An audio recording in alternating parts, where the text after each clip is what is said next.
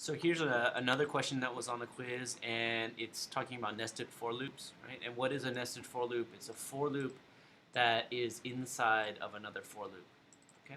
And so this was range 2020, and then I figured that that would be too long, so I changed that to 5.5. And it's asking what the output is. So let me go ahead and switch over to the online editor and go ahead and adjust this spacing here. Give me 1 second. Okay, so we have something that looks like this. We have a for loop that is inside of a for loop. So nested for loops, what is the output going to be, right? So the first time through the for loop, I is going to be equal to 0, and 0 is less than 5. That is true. So it goes inside of the for loop and begins executing, right? And so here, j is going to be equal to 1. I'm sorry, 0, and 0 is less than 5. So it's going to go into this for loop here. Now we have this calculation, j is going to be equal to 0 plus 0, so j is equal to 0, and we're going to print out 0 times 0, which is 0. So it prints out 0, and then it doesn't print out this new line though, right? So we come back up into the for loop, j is equal to 1 now, right? 1 is less than 5, that's true, so it comes in here and does the calculation. I is still equal to 0, right? So since we have 0 plus j, which is 1, so j is equal to 1 now, and we have 0 times 1, which is 0, and we print that out to the screen.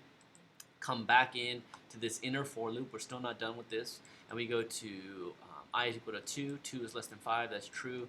So it does this calculation. I is still equal to 0 because we're still in the first iteration of the outer for loop, right, where I is equal to 0.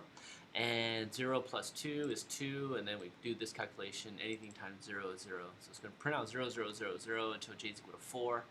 And then when we print out the 0 with j equal to 4, or 0 times 4, then it's going to come back up, and it's going to increment j to 5, and 5 is not less than 5. So it's going to break out, go into the outer for loop. I is now going to increment from 0 to 1, and 1 is less than 5. That's true, so it's going to come inside, and it's going to start j over again.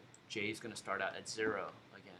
So we come into here, and we have j is equal to I, which is 1, plus 0, so that's 1, j is equal to 1, and we print out the calculation. So I is now equal to 1 times 1, which is 1.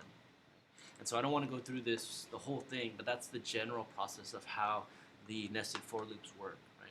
You come into the first for loop, and then you run the second for loop until it breaks, right? Until it stops running, and then you come back up to the outer for loop, and you run it again, right? So you run the inner for loop fully again, and so on until the outer for loop breaks, and then you stop. So explaining that process, I would expect, takes around 6 to 10 sentences long. So that's what I was looking for. And the output, I'll be kind of lenient if you got the multiplication wrong. If you have the general output, I'll be giving you